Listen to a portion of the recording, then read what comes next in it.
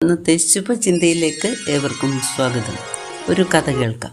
ഒരിക്കൽ രാജാവും പരിവാരങ്ങളും കൂടി ഒരു വൃദ്ധമന്ദിരത്തിൽ അതിഥികളെ എത്തി. ഭക്ഷണം കഴിക്കുവാനിരുന്നപ്പോൾ വെള്ളവുമായി എത്തിയത് ക്ഷീണിതനായ വളരെ പ്രായം ചെന്ന ഒരാളാണ്. അദ്ദേഹം ഗ്ലാസ്സിൽ ഒഴിച്ചു കൊടുത്ത വെള്ളം കുടിക്കാൻ ആരും തയ്യാറായില്ല. എന്നാൽ രാജാവ് ഒരു മടിയും കൂടാതെ ആ വെള്ളം മുഴുവൻ കുടിച്ചു. കൂടെ ഉണ്ടായിരുന്നവരെല്ലാം അദ്ദേഹത്തെ വിമർശിച്ചു. ആ വയോധികൻ്റെ കൈകൾ പോലും വൃത്തിയുള്ളതായിരുന്നില്ല. എന്നിട്ടും അങ്ങ് എന്തിനാണ് വെള്ളം കുടിച്ചതെന്ന് അവർ ചോദിച്ചു. അപ്പോൾ രാജാവ് പറഞ്ഞു, ഒരു രാജാവിന് വെള്ളമൊഴിച്ചു കൊടുക്കുമ്പോൾ ആ വയോധികന് ഉണ്ടാകുന്ന സന്തോഷവും പ്രതീക്ഷയും നശിപ്പിക്കുവാൻ ഞാൻ തയ്യാറല്ലായിരുന്നുവെന്ന്. എന്താണ് ഈ കഥ നമുക്ക് നൽകുന്ന സന്ദേശം? വൃത്തിയുള്ളതെല്ലാം വിശുദ്ധമാണെന്ന് പറയാനൊക്കെയില്ല. വസ്ത്രങ്ങളിൽ നിന്ന് പടരുന്ന പരിമളത്തേക്കാൾ വാക്കുകളിലൂടെയും പ്രവൃത്തികളിലൂടെയും പകരുന്ന സുഹൃതങ്ങളാണ് പ്രധാനം.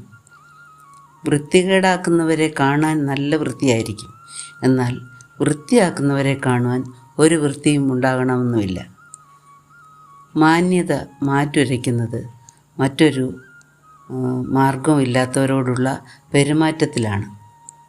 തനിക്കൊപ്പം നിൽക്കുന്നവരോടും തന്നേക്കാൾ ഉയർന്നവരോടും ഒക്കെ എല്ലാവരും മനുഷ്യത്വത്തോടും ആദരവോടും കൂടെ പെരുമാറും. എന്നാൽ പ്രതികരണശേഷിയും പ്രത്യുപകാരവും ഇല്ലാത്തവരോടുള്ള സമീപനമാണ് ഒരാളുടെ പെരുമാറ്റ വൈശിഷ്ട്യം അളക്കാനുള്ള ഉരകല്ല്. നിസ്സഹായതയുടെ പരകോടിയിൽ നിൽക്കുന്നവർക്ക് വേണ്ടത് പണമോ പാരിതോഷികമോ ആവില്ല. ഒരല്പം പരിഗണന മാത്രമാകും അവരുടെ പ്രതീക്ഷ. അവഗണനയാണ് ഒരാളോട് കാട്ടുന്ന അസഹനീയമായ അവഹേളനമെന്ന് പറയുന്നത്. ആരെയും താണു വണങ്ങിയില്ലെങ്കിലും വേണ്ടില്ല, തളർത്താതെ ഇരുന്നാൽ മതി. എളിയവനെ ആദരിക്കുന്നവൻ ഭാഗ്യവാനെന്ന് തിരുവചനം നമ്മെ പഠിപ്പിക്കുന്നുണ്ട്. നമുക്കും കരുണയുള്ളവരായി മറ്റുള്ളവരെ നമ്മേക്കാൾ ശ്രേഷ്ഠരെന്ന് എണ്ണുവാൻ ദൈവം നമ്മെ വിനയമുള്ളവരാക്കട്ടെ എന്ന് പ്രാർത്ഥിച്ചുകൊണ്ട് ഇന്നത്തെ ശുഭചിന്ത നമുക്കിവിടെ അവസാനിപ്പിക്കാം.